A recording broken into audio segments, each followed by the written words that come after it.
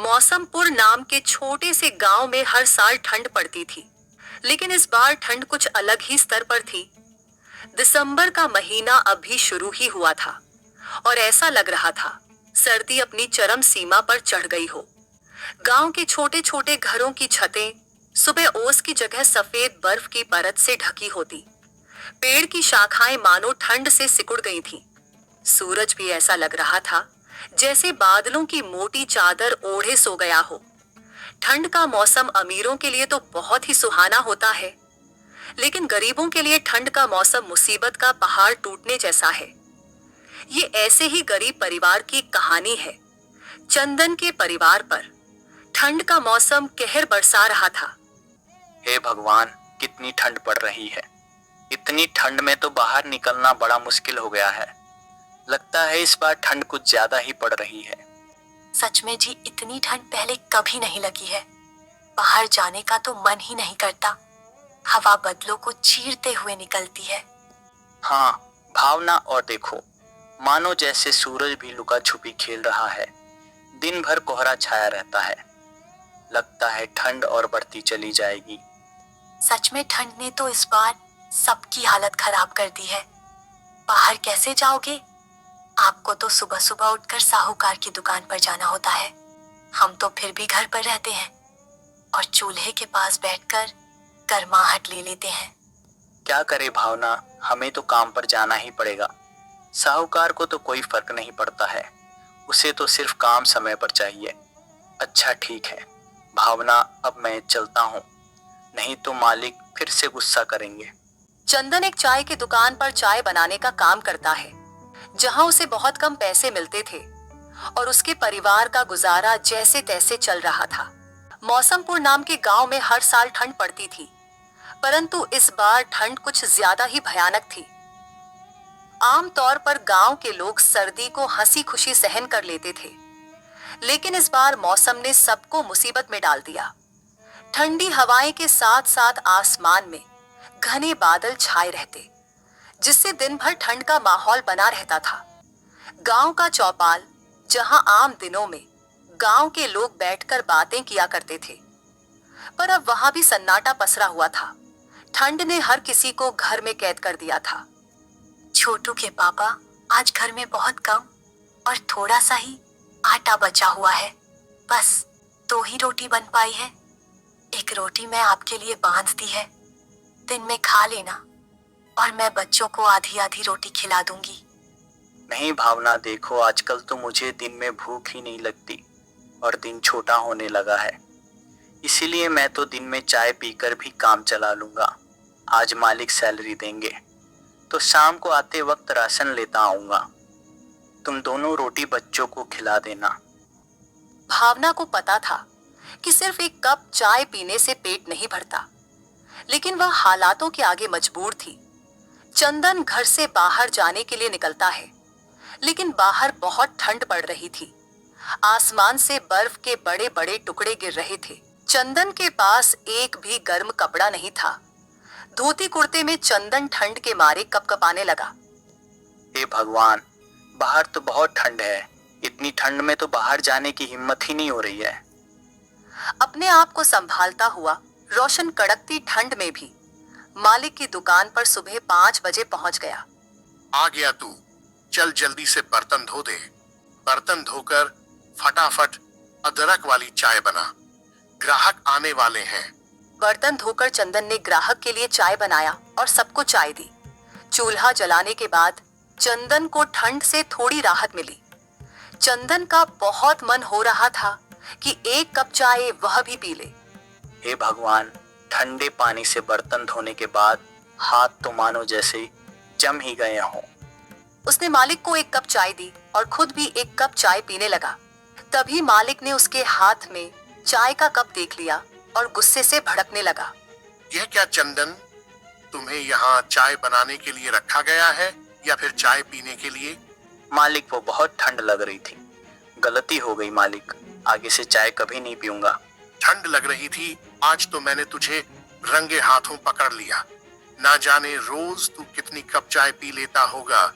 अब रोज के तेरे 2 कप चाय के पैसे तेरी सैलरी से काटूंगा। तब तुझे समझ आएगा मुफ्त का सामान मिला नहीं कि लूटना शुरू। बेचारा चंदन सैलरी काटे जाने की बात पर बहुत दुखी हो गया। उसे नहीं पता था कि एक कप चाय की उसे इतनी बड़ी भारी कीमत चुकानी पड़ेगी। शाम को उसे मालिक ने आधी सैलरी। मालिक मुझे माफ कर दीजिए, अब से मैं चाय नहीं पीऊंगा, लेकिन मुझे पैसे पूरे दे दीजिए। मैं सच कहता हूँ मालिक, मैंने पहली बार चाय पी थी। वो पहनने के लिए गर्म कपड़े नहीं है ना, इसलिए ठंड ज्यादा लगती है मालिक। अरे वहां पूरे पैसे दे दूं तुझे और मुफ्त की चाय भी पिलाऊं? मुझे मूर्ख समझा है क्या? चल निकल जा यहाँ से। और हाँ, आज के बाद मेरी दुकान आने की जरूरत नहीं है। मैं तुम जैसे मुफ्तखोर लोगों के लिए दुकान खोलकर नहीं बैठा हूँ। चल अब भाग यहाँ से। साहूकार चंदन को काम से निकाल देता है। काम से निकाले जाने पर चंदन बहुत दुखी था।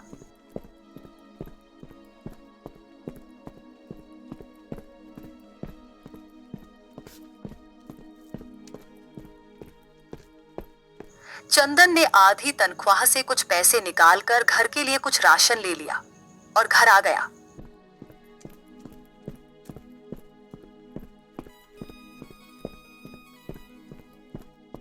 घर आकर उसने भावना को जब राशन दिया, तब भावना ने कहा, इस बार तो हर बार से बहुत कम राशन लाए हैं। क्या बात है जी? भावना, एक कप चाय पीने की वजह से सेठ ने मुझे नौकरी से निकाल दिया और तनख्वाह भी आधी दी है। हे भगवान, तूने यह ठंड का मौसम बनाया ही क्यों? तुझे भी हम गरीबों के साथ मजाक करने में बहुत मजा आता है ना? तुम परेशान मत हो भावना, देखना एक दिन भगवान सब कुछ ठीक कर देगा। यह कुछ पैसे मैंने बचा लिए हैं, इन पैसों से तुम बच्चों के लिए उड़ने के लिए कम्बल खरीद लेना, उनको ठंड लगती है। वो सब तो ठीक है, लेकिन आपका क्या? आप रोज एक पतले से कुर्ते में काम पर जाते हैं, आपको ठंड नहीं लगती होगी? तुम मेरी फिक्र मत करो, बच्चों का ख्याल रखो। यह सर्दियां उनके लिए ठीक नहीं। मुझे अपनी चिंता नहीं, बस तुम लोगों की चिंता है। पर ऐसे तो आपकी तबीयत खराब हो जाएगी। मेरी चिंता मत करो भावना, मैं ठीक हूँ। भावना जब खाना बनाती है तो बच्चे ठंड से बचने के लिए चूल्हे के पास ही बैठे रहते हैं।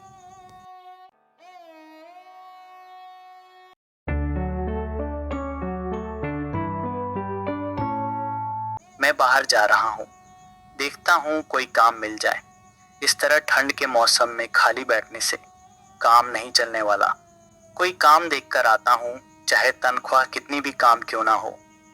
जी ठीक है, ध्यान से जाइएगा और रात होने से पहले घर आ जाना।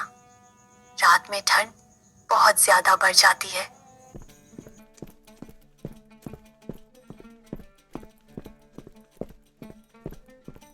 चंदन बाहर निकल जाता है। बाहर ठंडी ठंडी हवाएं चल रही थीं। चंदन काम की तलाश में आगे बढ़ा जा रहा था। चलते चलते वो एक किराने की दुकान पर पहुंचा। भैया, आपके पास मेरे लायक कोई काम हो तो मुझे काम दे दीजिए, मैं कोई भी काम कर लूंगा। अरे भाई, ठंड में वैसे भी मेरा काम बिल्कुल ठप हो गया है। मेरा खुद का खर्चा नहीं निकल पाता, उसमें मैं तुम्हें कहां से सैलरी दे पाऊंगा। देखो, तुम्हारे लिए मेरे पास तो कोई काम नहीं है।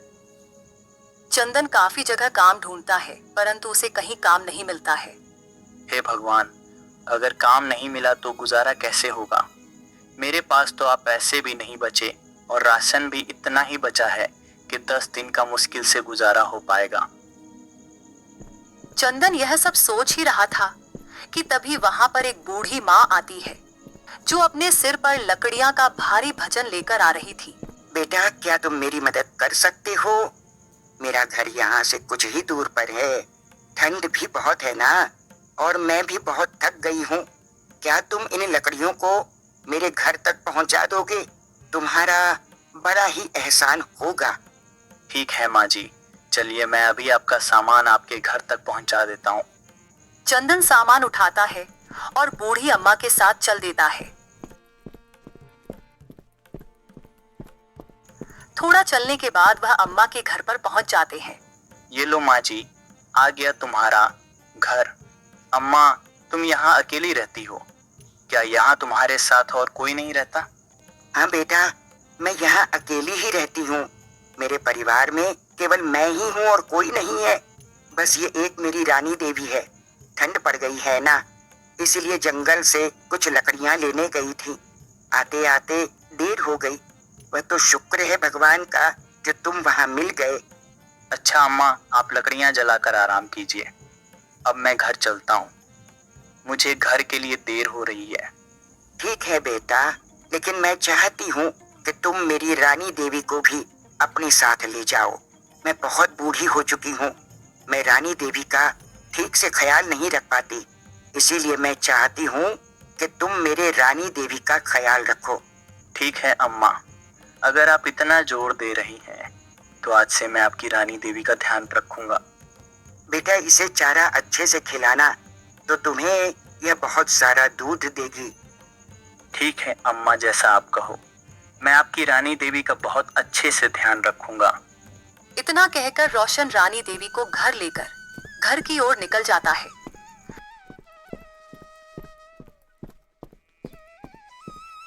घर पहुंचकर भावना ने चंदन को गाय के साथ देखा तो बोली, अरे किसकी गाय लेकर आ गए?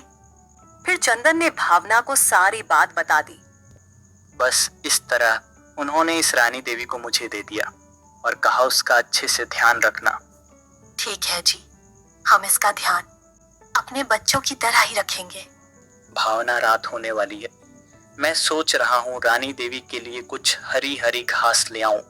रात में उसे भूख लगी तो हमारे पास उसे खिलाने के लिए कुछ भी नहीं होगा। जी बिल्कुल सही कहा। आप जल्दी से रानी देवी के कुछ खाने के लिए ले आइए। चंदन जंगल की ओर निकल जाता है।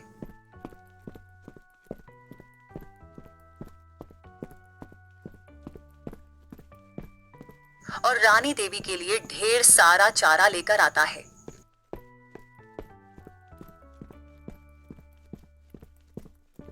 और उसे को खिला देता है। कुछ देर बाद रानी देवी ढेर सारा दूध देती है। देखो भावना, रानी देवी ने तो बहुत सारा दूध दिया है। इतना सारा दूध तो हम पी ही नहीं पाएंगे। सही कहा, लेकिन सबसे पहले मैं कुछ दूध की चाय बनाती हूँ। आज पूरा परिवार एक साथ बैठकर चाय पिएगा। आज हम एक एक गिलास दूध पीकर सो जाएंगे, क्योंकि खाने के लिए हमारे पास बिल्कुल भी राशन नहीं बचा है। इस तरह से रोशन का परिवार उस दिन रानी देवी के दूध से ही अपना पेट भर लेता है और सो जाता है।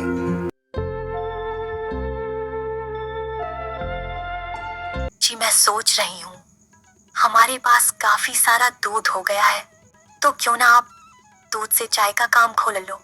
अभी ठंड का मौसम है तो आपकी चाय अच्छी बिकेगी। तुम ठीक कह रही हो, मुझे चाय का स्टॉल लगा लेना चाहिए, लेकिन हमारे पास अभी स्टॉल लगाने के लिए इतने सारे पैसे नहीं है। एक स्टॉल लगाने में बहुत सारा सामान लगेगा और सामान खरीदने के लिए बहुत से पैसे की जरूरत होगी।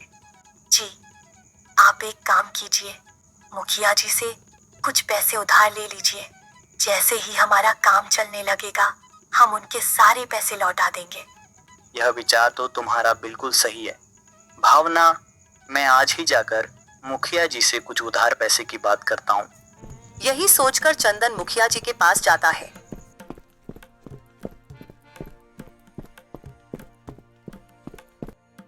मुखिया जी, मुझे कुछ पैसे उधार चाहिए थे।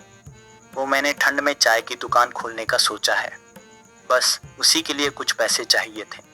जैसे ही मेरा काम चलने लगेगा मैं आपका पैसा वापस कर दूंगा। ठीक है चंदन, तुम बहुत नेक दिल इंसान हो, इसीलिए मैं तुम्हें बिना कुछ गिरवी रखे उधार पर पैसे दे रहा हूँ, परंतु मेरे पैसे समय पर चुका देना। जी मुखिया जी, मैं आपके सारे पैसे बिल्कुल समय पर चुका दूंगा। आप मुझ पर विश्वास रखिए, मैं आपका विश्वास नहीं तोड़ूंगा। मुखिया जी चंदन को पैसे दे देते हैं। पैसे लेकर चंदन एक चाय का स्टॉल खोल देता है। रानी देवी के दूध से चाय बहुत स्वादिष्ट बनती है। चाय बनाते ही उसकी खुशबू आसपास में फैलने लगी, जिससे लोग उसके दुकान के पास आकर उसकी चाय का लुत्फ उठाने लगे।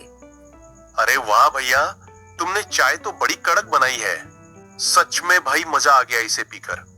अब तो चाय पीने रोज मैं तुम्हारे पास ही आऊंगा। तुमने तो मेरा दिल जीत लिया। इस तरह उसकी चाय का व्यापार काफी अच्छा चलने लगा था।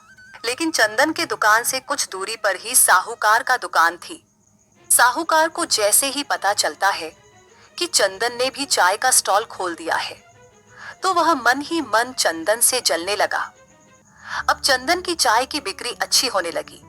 चंदन की चाय में इतना स्वाद होता था कि अब साहूकार के ग्राहक भी उसकी दुकान पर आकर चाय का मजा लेने लगे, जिससे साहूकार की कमाई कम होने लगी। यह तो बहुत ही चालाक है। इसे मैंने काम पर से क्या निकला, ये तो मुझे ही टक्कर देने के लिए खड़ा हो गया। लगता है इसे सबक सिखाना ही होगा। साहूकार मन ही मन चंदन से जलने लगा था और अब वह उसका स्टॉल वहां से हटाने का उपाय सोचने लगा था। साहूकार लोकल गुंडों को जानता था। उसने उन गुंडों को चंदन को परेशान करने के लिए पैसे दिए। सारे गुंडे शाम को रोशन के स्टॉल पर जा पहुंचे। क्या बात है साहब, चाय पीनी है क्या? चाय नहीं पीनी है, पैसा चाहिए। पैसा दे।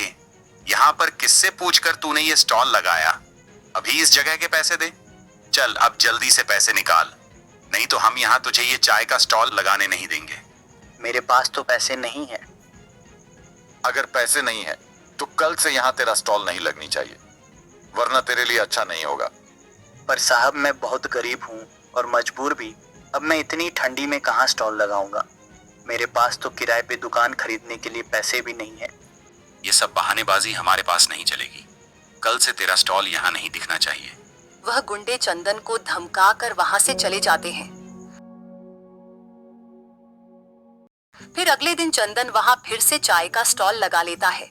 चंदन का ठेला फिर से वहीं देखकर साहूकार को बहुत गुस्सा आता है और उन गुंडों से कहता है, मैंने तुम्हें किस बात के पैसे दिए थे? चंदन का स्टॉल यहाँ से हटा क्यों नहीं अब तक? अरे भाई, हमने कल उसे खूब धमकाया था, पर लगता है हमारी धमकी का उस पर कोई असर नहीं पड़ा। अरे सिर्फ धमकी से कुछ नहीं होगा। जब तक उसे 2-4 डंडे नहीं पड़ेंगे तब तक बात उसके दिमाग में नहीं घुसेगी। ठीक है भाई, अब आप सिर्फ देखते जाइए हम किस तरह उसका पत्ता काटते हैं। इतना बोलकर वह गुंडे फिर से चंदन की दुकान पर आते हैं। अरे तूने अभी तक क्यों नहीं चाय का स्टॉल बंद किया? लगता है तू ऐसे नहीं मानेगा। चंदन उस समय चाय बना रहा था। चाय की खुशबू जब उन गुंडों के नाक के पास से गुजरती है। अरे भाई, चाय की खुशबू तो बहुत अच्छी आ रही है, चल हमारे लिए भी एक कप चाय लगा। गुंडे जैसे ही रोशन की चाय पीते हैं। अरे वहां तूने तो चाय बड़ी कड़क बनाई है। सच में बड़ी ही स्वादिष्ट चाय है। तू चिंता मत कर चाय वाले, अब हमारे होते हुए तुझे यहाँ से कोई नहीं हटाएगा। गुंडे चंदन की चाय पीकर खुश हो जाते हैं और डंडा लेकर साहूकार के पास जाते हैं। ये ले अपने पैसे, और आगे से उस ठेले वाले को परेशान किया तो हमसे बुरा कोई नहीं होगा। गुंडे उल्टा साहूकार को ही धमकी देकर वहां से चले जाते हैं। गुंडों की धमकी से डरकर साहूकार अब चंदन को परेशान करना बंद कर दिया। चंदन अब आराम से चाय का स्टॉल लगाता है और कड़कती ठंड में लोगों को गर्मा गर्म चाय पिलाता।